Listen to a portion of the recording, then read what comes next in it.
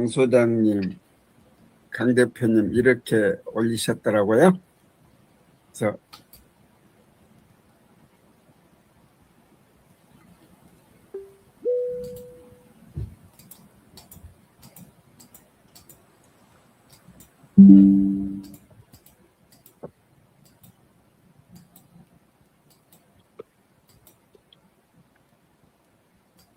어서 오십시오.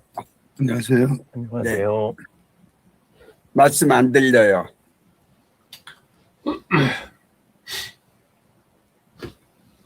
예. 그러면 공 원장님, 장 소장님, 강 대표님, 유 대표님 이 순서대로 발제하도록 하겠습니다. 공 원장님 부탁드리겠습니다. 예, 강균함 대표님 아직까지 소리가 안 들리는 거 아니에요? 저 폰에서 핸드폰으로는 들려요. 아, 네, 됐어요. 저희도 네. 들립니다. 예.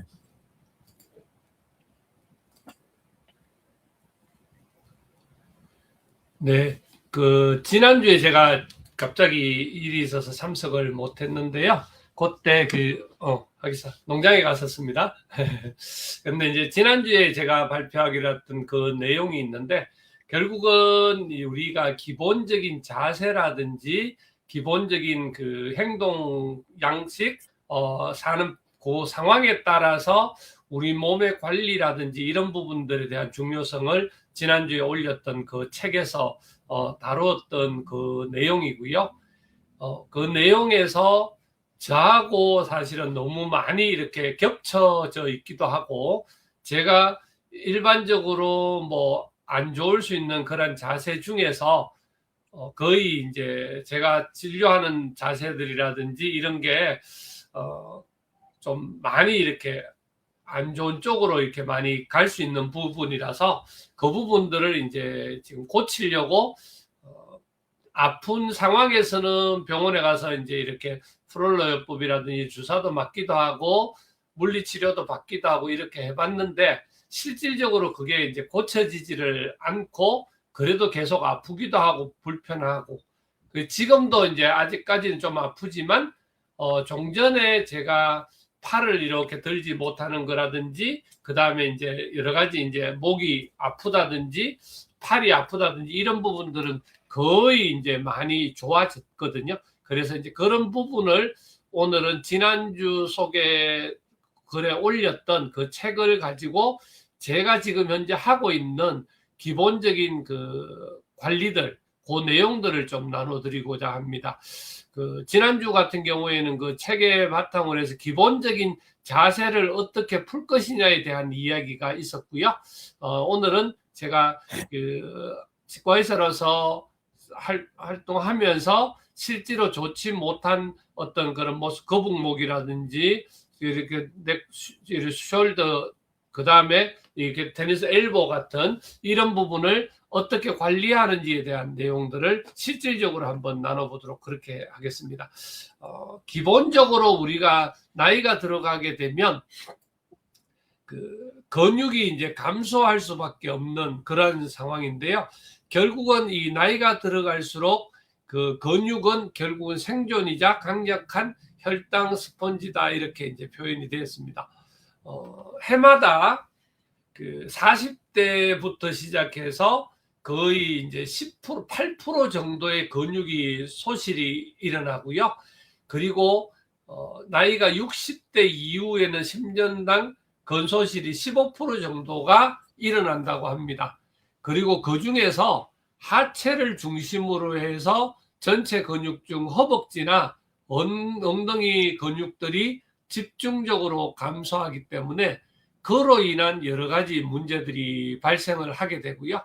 근소실이 심하게 오게 되면 결국은 치명적인 위협이 있는데, 기초 대사량이 급격히 줄어들어서 성인병 유발, 결국은 대사가 안 되니까 먹었는 것들이 결국 문제가 되어져서 당이라든지 혈압이라든지 고지혈증 콜레스테롤 이런 성인병이 급속히 유발되고요.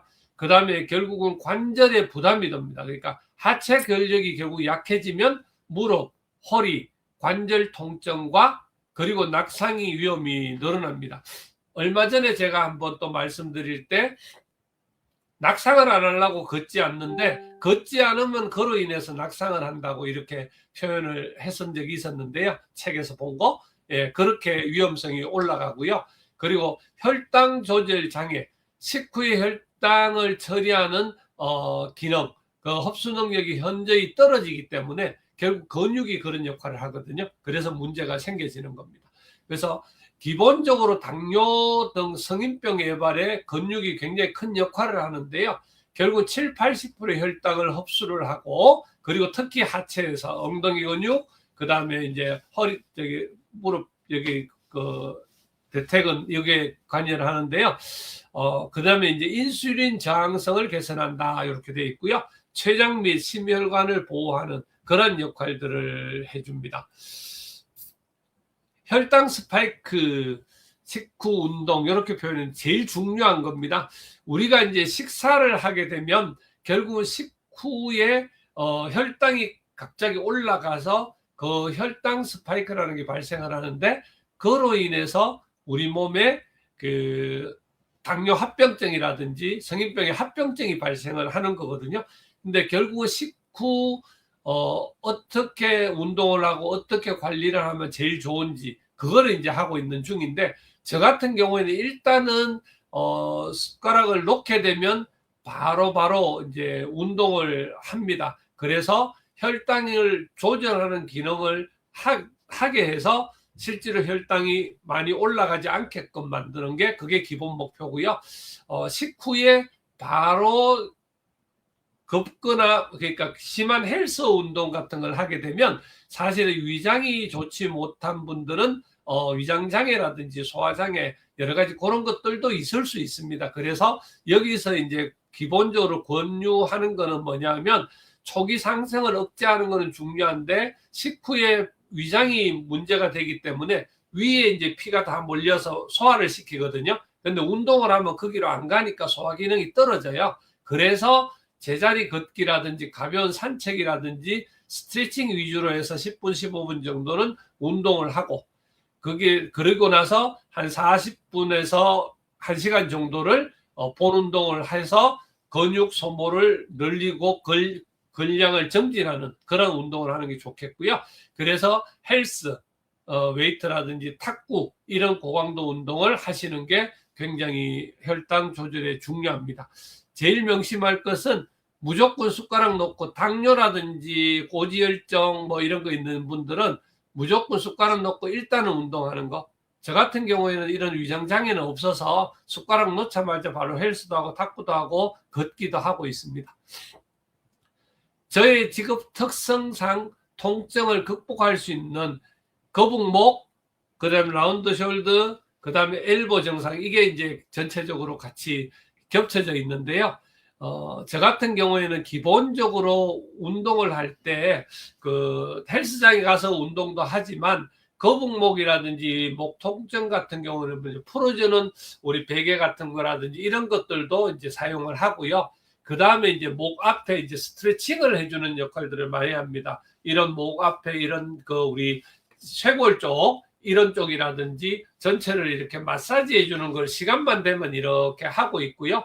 그리고 그 턱을 당기거나 넘기거나 이런 식의 어떤 운동들을 통해서 결국은 피는 역할을 하고요. 그 다음에 라운드 숄더라든지 등의 통증 같은 경우에는 기본적으로 가슴을 기본 이렇게 여는 거라든지, 그 다음에 우리가 이렇게 해서 이런 책상 같은 데서 이를 숙여서 몸을 풀어주는 거라든지 이런 부분들 많이 하고요. 그리고 테니스 엘보 같은 경우에 내가 진료를 이런 식으로 하기 때문에 이 부분에 대한 팔목에 대한 무리가 굉장히 많이 오는 편이거든요.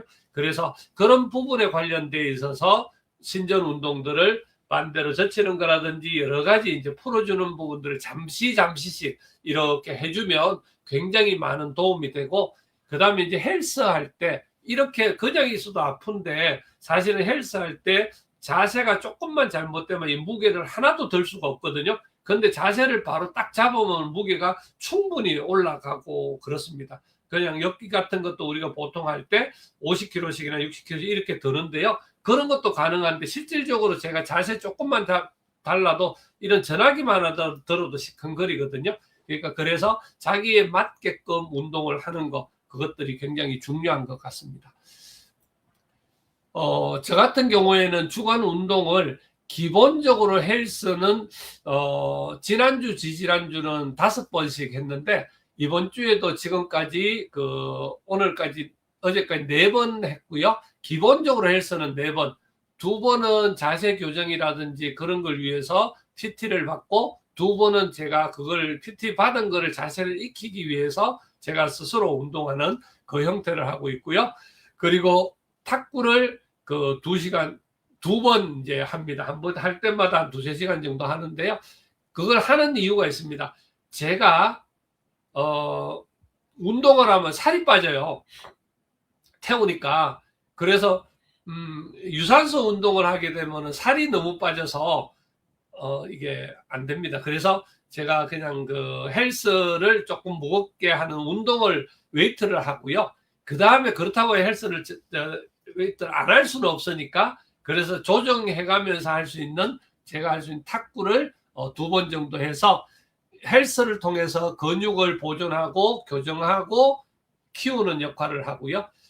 그래서 지금 제가 요번 3월 달부터 지금까지 지난번에도 제가 인바디 체크한 걸 이렇게 올려드렸는데요. 근육이 2kg 정도가 늘었고요. 지방이 2.1kg 정도 빠졌거든요. 그러니까 지방이 2kg 같으면 이만큼이잖아요. 근데 그게 다 몸에서 빠져나간 거예요. 결국은 굉장히 좋은 결과들을 지금 가지고 있는데요. 열심히 하고 있고요. 그다음 탁구 같은 경우에는 기본적으로 유산소 운동이면서 결국은 순발력을 키우는 역할이니까 밥 먹고 나서 혈당을 소모하는 데는 굉장히 중요합니다. 그리고 순발력들 때문에 넘어지거나 이런 거를 굉장히 예방할 수가 있고요. 탁구는 연세가 드셔도 다 치실 수 있어요. 우리 탁구장에도 연세 많은 70대, 80대 분들도 계시는데요. 그런 분들도 보면은 가볍게 치면서 내가 강도를 높여가는 거기 때문에 그런 부분에서 운동하시는 분들이 되게 많고 옆에 우리가 어르신들 도시명 실버센터가 있거든요. 거기 어르신들이 거기서 실버센터에서도 치시지만 탁구장에 오셔서 탁구를 배우셔요. 그렇게 해서 운동을 하시는데 굉장히 이제 건강에 제가 보기에는 탁구가 굉장히 유리한 그런 운동입니다. 그리고 진료실에서는 제가 이렇게 스트레칭을 자주 합니다. 우리 여기 서 있는 우리 벽 같은 데라든지 이런 데 잡고 이렇게 해서 이제 젖히는 운동이라든지 위로 올리는 운동이라든지 올봄 작년까지 제가 팔이 이것밖에 안 올라갔는데 지금은 이만큼 다 올라가거든요. 그래서 이거는 계속 운동하면서 스트레칭하면서 이렇게 바꾼 겁니다. 그래서 지금 여기 나와 있는 것처럼 이렇게 탁자를 이용한다든지 스스로 그냥 자기가 한다든지 이런 스트레칭은 그냥 집에 있을 때라든지 그냥 사무실에 계실 때 이럴 때라도 항상 이렇게 좀 해주면 굳는 게 없어지고 좋습니다. 그리고 근손실 방지하는 거 하체 근육 우선 중심하고 단백질 균형되게 섭취하고 충분한 휴식과 수면 이렇게 하면 좋겠습니다. 네, 시간이 많이 됐는데요. 제가 하여튼 그런 식으로 해서 지금까지 관리를 철저하게 최선을 다해서 이제 하고 있고요. 여러분들도 건강 관리 잘 하시면 좋겠습니다. 이상입니다. 너무 좋은 보고해 주셔서 감사합니다.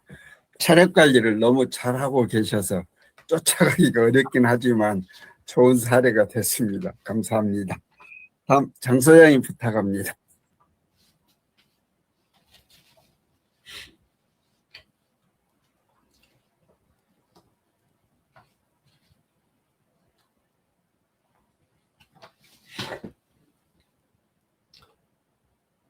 저 마이크 끄시고 하시죠.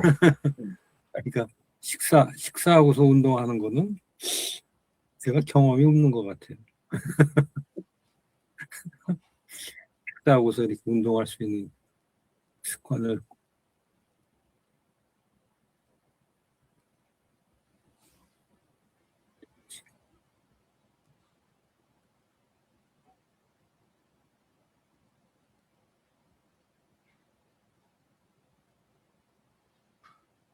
네, 오늘 제가 소개시켜 드릴 책은 이 법의학자로 되어 있습니다. 네.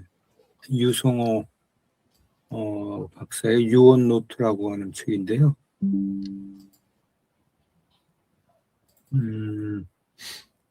이분은 뭐 유언을 매년 이렇게 업데이트를 한다고 합니다. 그래서 이 법의학자라고 하다가 보니까 이분이 시신 처리를 해부를 뭐 한 3,000명 정도 했다고 하면서 현장에서 느꼈던 부분들을 책으로 정리한 도서입니다. 이 페이스북에 한번 올리신 거를 한번 보시고요. 그 PPT 이분의 강의 자료를 올리고서 이제 슬라이드 작성을 해봤는데요. 맥카트 한번 통해서 이 책의 주제 핵심을 한번 보도록 하겠습니다. 우리가 이제 죽음 그러면 좀 부정적인 이미지가 많았던 게 사실인데 웰다잉을 공부하면서 이 죽음도 상당히 필요한 부분이다. 인식을 좀 많은 바꾸게 되는 또 바꾸고 있는 과정이라고 볼 수가 있는데 죽음을 떠올릴 때 삶은 더 선명해진다. 법의학자 유성호의 성찰 노트인데요. 27년간 죽음과 마주해온 기록이 이 책에 이제 담겨 있습니다. 그래서 이 책에 이제 그 유언 노트라고 하는 메커니즘을 30일의 기록이라고 해서 이렇게 설명을 하고 있는데요. 매일 첫날은 처음 그 부정적인 감정을 버리는 의식적으로 그런 미션을 가지고 출발을 합니다. 감정의 정화라고 이렇게 표현을 하고 있는데요.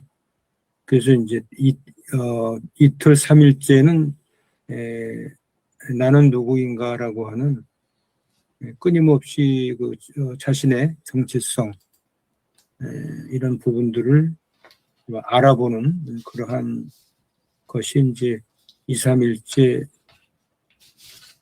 진행이 됩니다.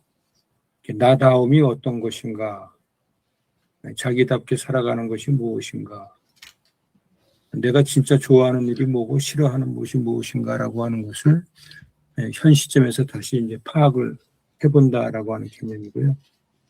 근데 매일 20분씩 이러한 지속적인 성찰을 꾸준히 해나간다.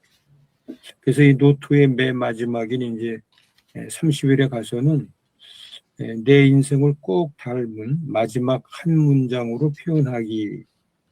그래서 이게 뭐 유언의 이런 문장이 나타나겠습니다만은 저 같은 경우는 이제 묘비명을 한번 최근에 작성해 본 적이 있는데요.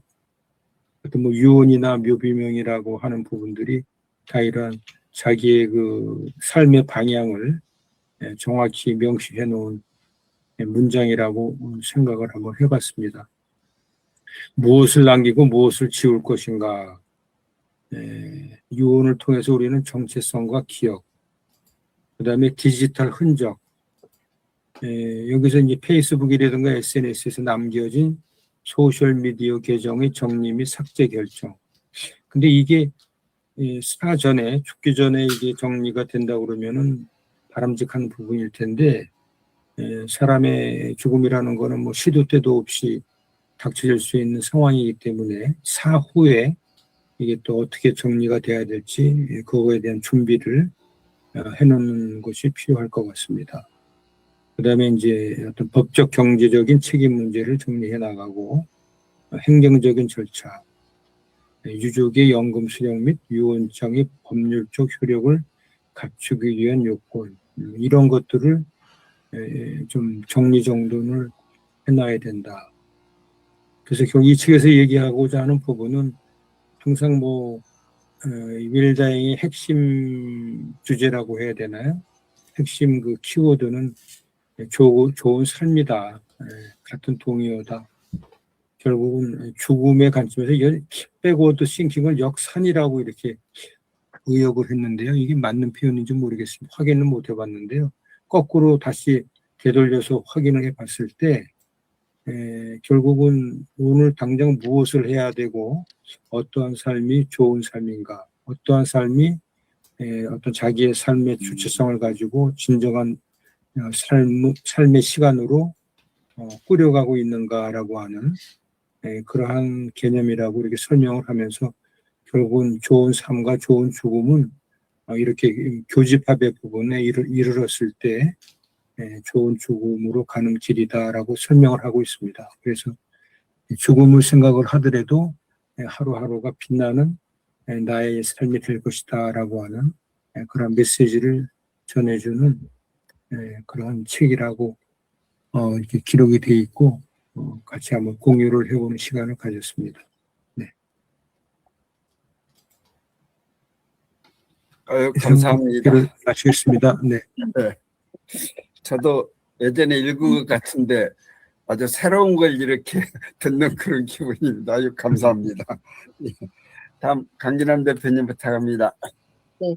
오늘 저는 그 공 원장님께서 발표한 책을 보면서 공 원장님은 늘 그런 책을 발표하면 좋겠다. 다른 책, 뭐 하느님에 대한 책 같은 거 이제 발표하지 말고 건강에 대한 것만 하면 시리즈로 하면 최고겠다라는 생각을 했습니다. 저도 이게 팔에 안 들어갔는데 저는 5년 만에 운동해서 올라갔는데 그건 나이가 들면 다 이게 안 올라가는 건가 이런 생각을 하는데 저는 여기에 그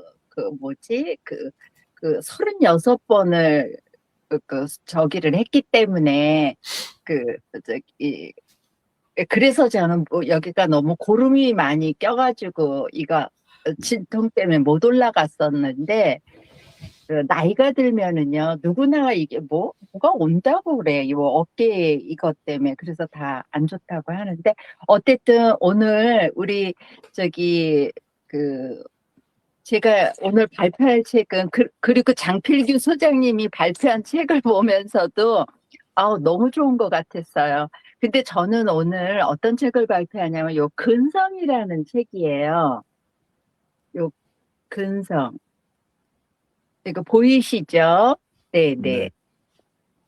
이게 지금 조서환 씨라는 분이 쓴 책인데 14년도에 발표한 책입니다. 근데 내가 이분을 안 지가 이제 아주 오래전에 알았는데 얼마 전에 어떤 정어린 철학 교수가 이분에 대한 이야기를 하길래 이 책을 다시 꺼내서 이제 이분이 옛날에 저한테 준 책이라 그 책을 꺼내서 한번 읽어봤는데 확실히 책은요 아무리 이분이 사실 애경에 다니고 KT 다니면서 굉장히 마케팅으로 굉장히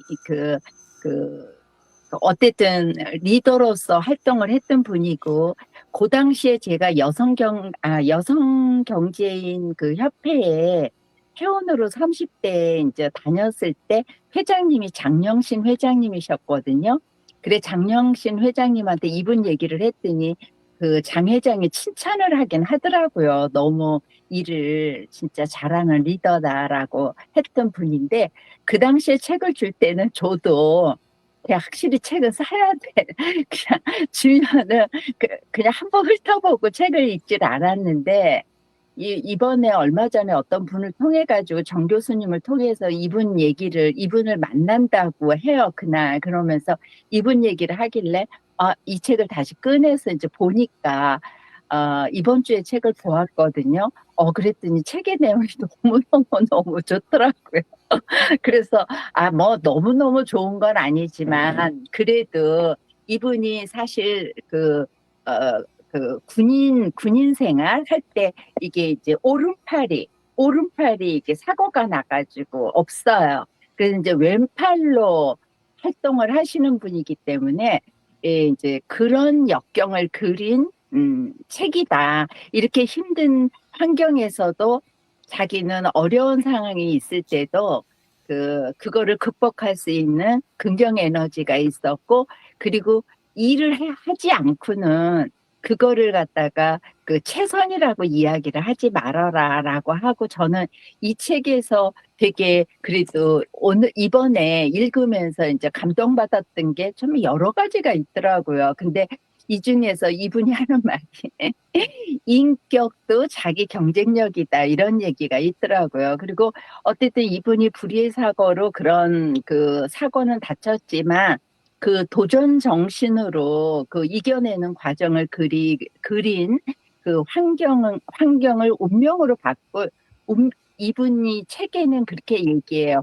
환경이나 이런 거는 운명으로 바꿀 수는 없지만 그거를 그 받아들이는 그 태도는 얼마든지 자기가 선택할 수 있다. 이제 이게 주제거든요. 그래서 이분은 어쨌든 KT나 애경을 통해 가지고 수많은 브랜드를 이분이 만들어서 성공을 시켰었거든요. 그래서 이분은 남달리 좀 그 리더로서 그 구성원들에게 굉장히 비전을 제시하고 강력한 그 동기를 부여를 했던 분이에요. 그래서 어쨌든 이분은 제가 아는 분 중에서 대단한 분이다라는 생각을 했던 분입니다. 이상 마치도록 하겠습니다.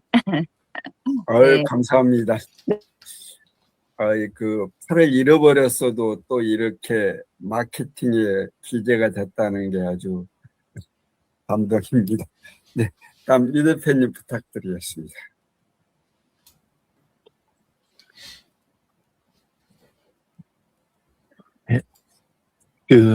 제가 읽은 거는 에리 프롬의 사랑의 기술이라는 책입니다. 원래는 읽었던 책이긴 한데 좀 너무 오래돼가지고, 그래서.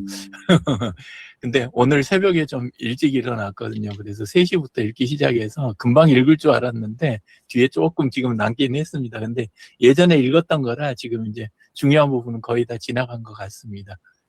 그래서, 근데 책은 한 70년 된 책이고,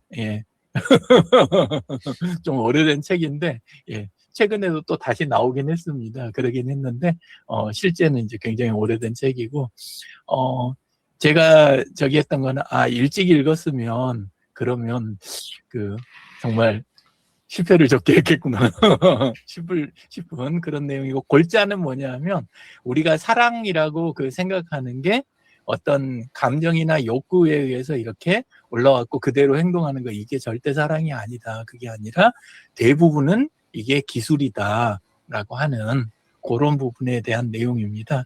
이 저자는 독일 사람이고요. 그래서 22년생이니까 뭐 책 오래된 건 말할 게 없겠죠. 그죠? 이렇게 됐던 분이고, 책 소개는 뭐 특별히 따로 안 드려도 아마 읽으신 분들이 이 중에도 계실 것 같아요. 그래서 집에 아마 이 책이 있을 겁니다. 근데 이제 새벽에 읽다 보니까 막 뒤지고 다닐 수가 없어가지고, 그래가지고 제가 이제 그냥 밀리서재 찾았는데 마침 있더라고요. 그래서 밀리서재에서 읽었습니다. 근데 좀 새벽에 제가 아들한테 연락을 받았어요. 근데 이럴 때 말하고 행동을 더 조심을 해야 되겠다 싶어가지고, 그래서 읽기 시작했습니다. 그리고 이 책에서 강조하는 건 4가지인데요. 배려하는 거, 책임지는 거, 존중하는 거, 그 다음에 충분한 지식을 확보하는 거, 요렇게 4가지를 이야기하는데, 상황에 대해서 내가 너를 얼마나 걱정한다, 이런 걸 표현하는 게 중요한 게 아니라 상대의 삶에 실제로 내가 어떤 일을 더 할 수 있는가, 더 하는가, 요게 중요하고, 상대방의 선택을 내가 어떻게 결정하거나 요런 게 개입하는 것보다 상대방 선택이 막 흔들려도 그래도 곁에 남아 있는 거, 이게 중요하다. 요게 책임지는 자세다라는 거고요. 그 다음에 상대를 내가 만든 그림 속에다가 자꾸 집어넣으려고 하는 게 그게 사랑이 아니고, 자기 방식으로 나름대로 풀고 있는, 상대도 성인이니까 그런 성인으로 대하는 거, 제대로 대하는 게 존중이다. 그리고 두 사람이 진짜로 이제 뭘 느끼고 뭘 두려워하는지 들으려는 태도가 굉장히 중요하다. 이런 내용입니다. 근데 생각을 해보니까 말하기 전에 책을 읽었어야 되는데, 그쪽에다 답변을 단톡방에다가, 항렬 있잖아요. 학렬이 지금 다음 학렬이 뭐다 요걸 갖다 먼저 넣어버린 거예요, 제가 톡에다. 근데 약간 이게 부담을 주는 게 아니었을까 이런 생각이 조금 들더라고요. 그래서 역시 좀 천천히 행동하고 좀 책을 읽고 좀 더 생각을 많이 하고 그래야 되겠다. 그리고 성숙한 사랑이라고 하는 거는 그거는 뭐 이러쿵저러쿵 하는 것보다 상황이 어떻게 돼도 사랑하니까 내 곁에 있을게. 결국은 요쪽에. 근데 이거를 하려면 아까 이야기한 배려와 책임과 존중과 지식이 필요하다. 요렇게 되고, 그걸 이제 실천하는 방법에서는 이제 상대와의 사이에서 일어나는 놀라움하고 기쁨을 먼저 인정을 하고, 그리고 열린 질문으로, 상대를 이렇게, 초대를 하는. 그래서 이후의 삶을 어떻게 풀어가고 싶은지 들려달라. 요런 자세를 취하는 게, 그게, 자녀에 대한 사랑 표현이다. 이런 생각이 들었고요. 그 다음에 다양한 결정들, 이런 걸 할 게 굉장히 많을 텐데, 그거에 대해서, 상대방한테 맡기는 거. 그 대신 맡긴다고 그래서 무관심하거나, 뭐, 정보 자체가 없으면 안 되고, 그걸 적절하게, 이렇게, 계속 이렇게 관심을 갖고 있는 거, 그게 중요하고, 상대한테 하는 표현이 감사 표현과, 그 다음에, 이 말이 빠지면 안 될 것 같은데, 궁금한 게 있으면 부담 없이 언제든지 물어봐 달라. 요 말 자체가, 사랑의 표현이다. 이런 생각이 들었습니다. 다 책에 있는 구절을 가지고 생각을 이제 해본 거고요. 이제 그 상황에서 제가 준비를 앞으로 해야 될 것들이 이제 책대로라면 훈련하고, 그 다음에 명상도 필요하고, 그 다음에 인내하고, 자아도취가, 누구나 있을 수 있는데, 제가 특히 강하니까 그걸 좀 극복을 해야 되는 거. 그래서, 아이들과의 경계를 제가 지키면서도 부드럽게 이 연결을 유지하는 거, 이걸 훈련을 해야 되고, 그 다음에 언제 식사 자리 같은 걸 이렇게 마련을 해가지고, 조용한 시간에 그냥 들을 수 있는 자리에, 떠들러 가는 게 아니라, 이런 자리가 필요하겠구나. 그리고 상대의 속도, 그것과 결정 과정을 따라가겠다는 내 스스로의 말로 그거 표현하는 것보다 일단 내 내적 결단이 이게 있어야겠다. 그리고 아까 요거 충동, 내 생각하는 거에다 뭔가 맞추려고 하는 거, 그거 내려놓고, 그 다음에 어쨌건 상황이 지금 좀 있으니까, 주변 눈치나 시선을 두려워하지 않으면서, 그러면서도, 상대의 영역을 침범하지 않을 그런 용기가 내게 필요하다. 예, 그래서 제일 와닿았던 말 한마디로 저기 하면, 나한테 끌어넣기보다 있는 모습 그것에 이제 조심스럽게 다가가는 거, 이런 게 지금 필요한 거구나. 책 읽으면서 느낀 건 여기까지입니다. 나머지는 그 마침 간마에다가 메모했던 거 싹 넣어주니까 하나 만들어줬길래, 예, 요거 안에다 링크 넣어놨으니까, 예, 한번, 예, 보시면 될 것 같습니다. 이상입니다. 아유, 감사합니다. 요즘 전화 상담 공부를 하고 있는데 중요 단어들이 여기 다 나온 것 같아요. 배려, 책임, 존중, 지식. 아주 오늘 아침에 좋은 책을 또 소개받았습니다. 네, 저도 공유하고 발표하도록 하겠습니다. 저는 언젠가 이 강남 대표님이 소개하신 책인데요. 지상에서 가장 슬픈 약속, 이 책을 읽었어요. 표지가 이렇게 됐습니다. 이 책을 쓴 분은 리차드 휠러라는 분인데, 이분이 책 제목은 이렇게 Where the River Runs 이렇게 되어 있거든요. 근데 우리말로 번역은 지상에서 가장 슬픈 약속. 근데 오히려 우리나라 번역본이 더 이 애절하고 비극적인 정서를 잘 표현하고 있는 거 아닌가, 그런 생각을 하게 됐습니다. 이 책은 1849년에 미국 서부 개척 시대를 배경으로 했습니다. 그런데 아주 감동 깊게 좀 읽었다고 하는 말씀을 드리고 싶어요. 이 책의 주인공은 제드 오웬 데이인데, 이 대의가 평화사절단을 만들어 가지고 이 12명이 이 인디안 부락을 찾아다니는 거예요. 그런데 불행하게 결병과 콜레라로 인해 가지고 부하들과 사절단 모두가 다 죽습니다. 혼자만 살아남았는데 그 사경을 헤매는 그런 부하들이나 그 사절 단원들이 죽는 가운데서 이 유언을 남기는 거거든요. 그 유언을 남긴 것을 이 푸른색 가방에 넣어가지고 꼭 전달하겠다 이렇게 약속을 합니다. 그래서 이 주인공이 그 약속을 이 지키기 위해서 인디안들 포로가 되어 가면서도 이걸 끝까지 살아남으려고 애쓰면서 그걸 이 약속을 지키려고 하는 그런 과정을 작품이거든요. 그런 반면에 이 데이에 그 약혼녀가 있었어요. 그 약혼녀 이름이 수잔나였거든요. 근데 이 수잔나가 또 이 주인공을 만나려고 하는 아주 애절한 그런 이제 기록이 너무 또 가슴이 닿았거든요. 근데 거기에 이제 그 처음에 이 수잔나한테 그 청혼 신청을 한 콘스타블 중위가 있었어요. 근데 이제 이 콘스타블 중위가 이 대의의 행방이 묘연해졌으니까 그 행방을 좀 추적해서 보고하라 그런 이제 이 명령을 받아요. 근데 그 배를 타고 가는데 이 수잔나가 동행을 하는 거예요.